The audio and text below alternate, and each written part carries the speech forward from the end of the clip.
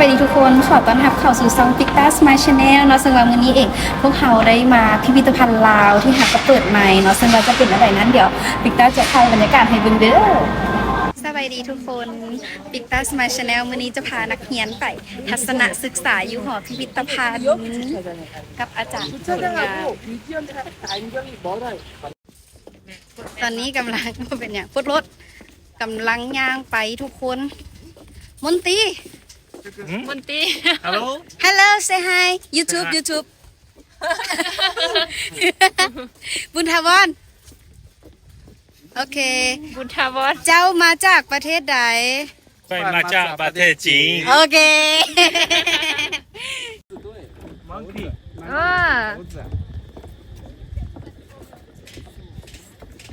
มันสะเทือนเว้ยมือเอ้ย เคยเห็นสบายดีทุกคนมื้อนี้เราพาทุกคนมาหอพิพิธภัณฑ์ลาว เดี๋ยวพาเข้าไปเบิ่งข้างใน มากับนักมากับนักเรียนมื้อนี้มากับนักเรียนภาษาลาว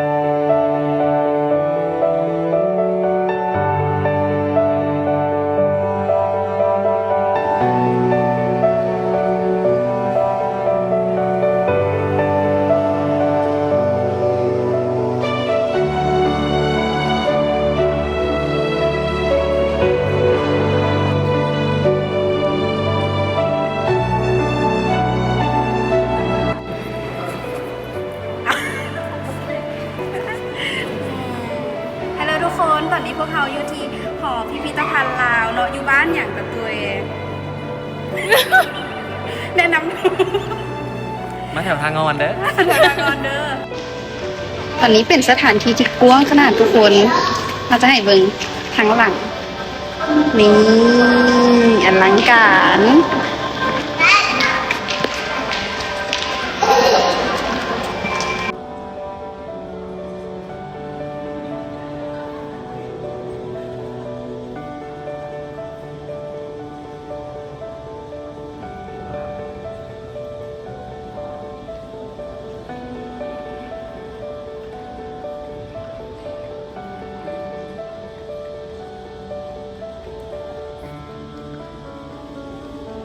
ทุกคนเบิ่งทางเทิงที่เขาเจ้าแกะสลักเขาให้เบิ่งแบบนี้เลยงามขนาด เกี่ยวกับวะ ตอนนี้เราก็เข้ามาทางในแล้วนะทุกคนเดี๋ยวจะพาเข้าไปเบิ่งอีกห้องหนึ่งเนาะซึ่งห้องนี้จะเป็นเพิ่นจะวางเกี่ยวกับวัฒนธรรมอย่างต่างๆเดี๋ยวจะพาเข้าไปเบิ่งเด้อ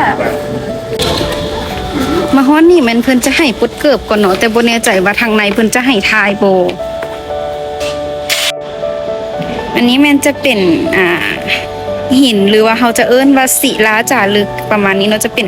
แกะสลักเกี่ยวกับรูปภาพต่างๆใส่ในฝาหินประมาณนี้เลยทุกคนแล้วก็จะมีทั้งหินแล้วก็ทั้งไม้นำคือโซนนี้ก็จะอาจจะเป็นไม้ประมาณนี้เนาะจะได้แกะสลักเกี่ยวกับพระพุทธรูปส่วนทางด้านนี้ก็เป็นพระพุทธรูปที่สำคัญเนาะที่เพิ่นจะวางไว้ในตู้แก้วเนาะอาจจะมีแบบนี้เพื่อความปลอดภัยมานี้เลยทุกคนเดี๋ยวจะพาเข้าไปเบิ่งโซนทางในอันนี้จะเป็นพระพุทธรูปองค์ใหญ่เนาะแล้วมาฮอดบอนนี่เพิ่นก็จะเฮ็ดจะเป็นรูปเกี่ยวกับพระพุทธรูปประจำวันเกิดนั่นเองนี่อันนี้ก็จะเป็นพระพุทธรูปประจำวันอาทิตย์วันจันทร์วันอังคารจนฮอดวันเสาร์ประมาณนี้เลย และอีกทางด้านหนึ่งก็คือกันเนาะตัวนี้ก็จะเป็นแกะสลักเส้นเดียวกันนี่ จะมีอยู่2ฝากทางเข้าเลยแบบนี้โอเคประมาณนี้เลย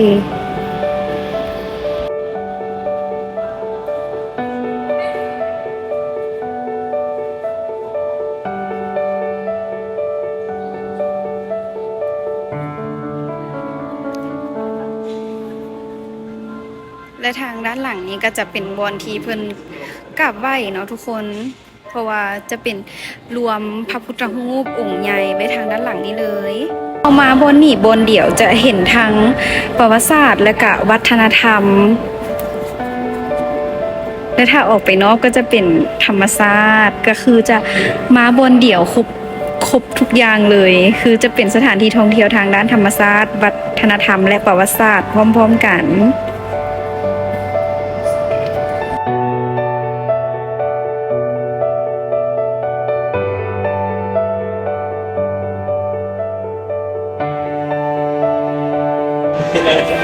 โอเค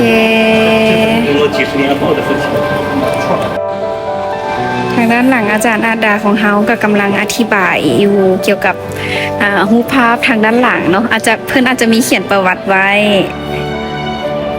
กำลังอธิบายให้นักเรียนของพวกเขาอยู่จะมีรูปแต้มที่เป็นประตูไซน้ำทุกคนแล้วก็มีรูปพระธาตุหลวงเวียงจันทน์เป็นอะไรงามบ่งามหลาย งามหลาย ประทับใจหลาย ประทับใจหลายเนาะโอเคตะตุ้ยเป็นอะไรงามบอ เห็นเที่ยวแล้ว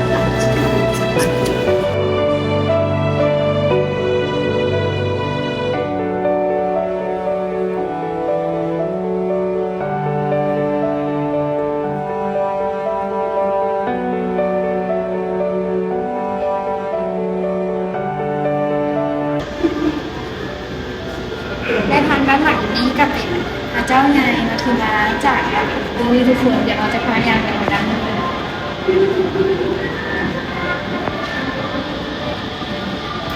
สำหรับทางด้านหลังก็จะเป็นเกี่ยวกับที่เพิ่นหินศิลาจารึกหรือว่าการแกะสลักใส่หินและใส่ไม้นั่นเองทุกคนโอเค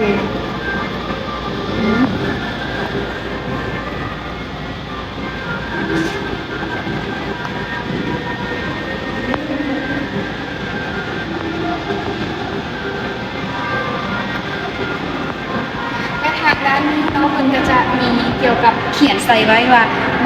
หอพระแก้วมรกตแล้วก็ทางด้านนี้ก็จะเป็นมาจากวัดศรีสะเกษซึ่งจะมาพร้อมกับแล้วก็เอาไว้อยู่ในจุดนี้นั่นเอง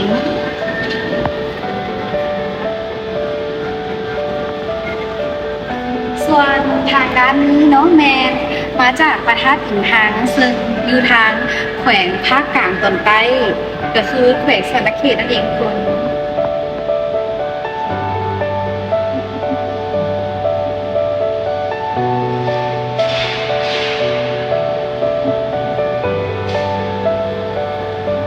และทางด้านนี้ก็จะเป็นเอกลักษณ์เกี่ยวกับวัดภูจำปาสักเนาะที่เพิ่นได้เอามาวางไว้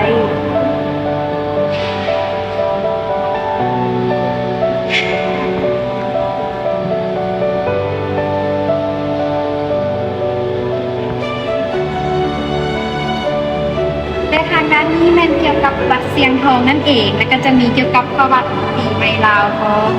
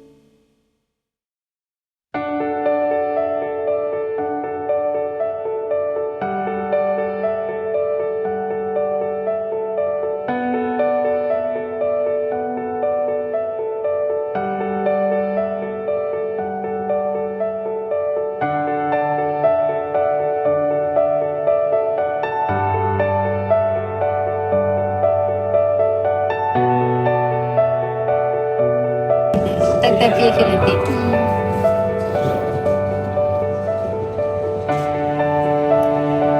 ละเอียดขนาดเนาะ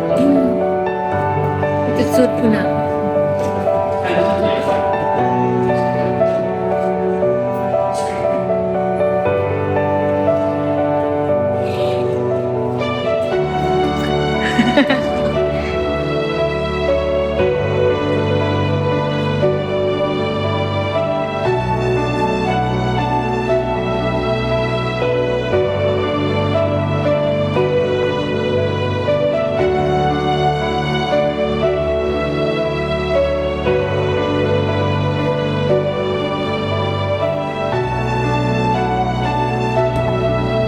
บนนี่จะแกะสลักเป็นแบบวิถีชีวิตของคนเฮาในแตะกอนอันนี้น่าจะเป็นรูปเกี่ยวกับต่ำเข้า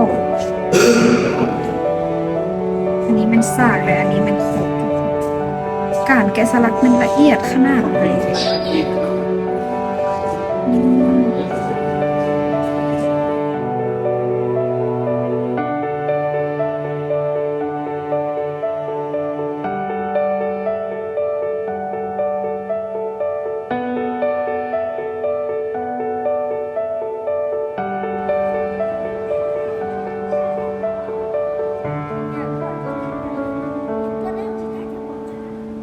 อันนี้จะรวมเป็นศิลปะลายลาว จากทุกๆภาคของประเทศลาวนะทุกคน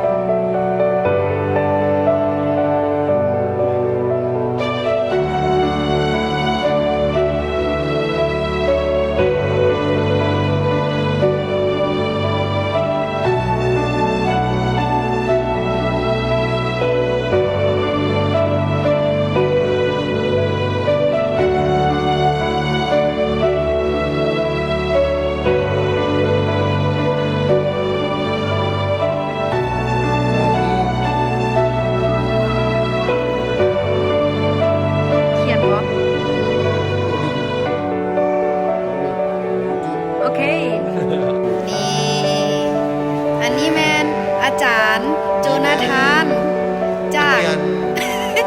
อาจารย์สอนภาษาเกาหลี แต่ว่าเป็นอาจารย์ภาษานักเรียนภาษาลาว อันยังฮาเซโยชานึนตะแก้วอิมนิดา ดีๆวะ โอเค สวัสดี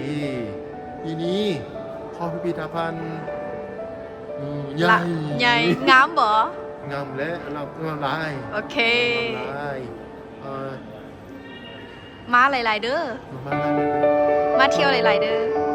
มาลายด้วยไว้ โอเค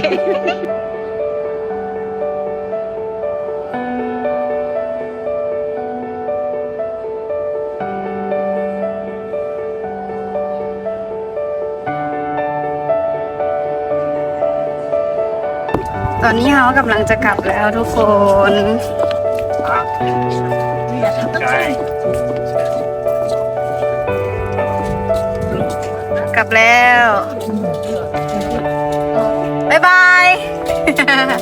โอเค ตอนนี้เฮาก็ออกจากพิพิธภัณฑ์แล้วทุกคนกำลังจะออกไปกินข้าว เป็นอะไรม่วนบอม่วนบอ ต้องไปกินข้าวอยู่สาย อยู่หนองเสื่อม เสื้อ แมน เป็นแนวใดมือนี่ฮ้อนบ่ ว่าง คนละ คนหลาย อากาศคนละลาย อากาศฮ้อนหลาย แต่ว่ามีความสุขหลาย ๆแต่ว่ามีความสุขหลายๆ โอเค พบกันใหม่คลิปหน้าเด้อทุกคน พบกันใหม่วิดีโอหน้า บ๊ายบาย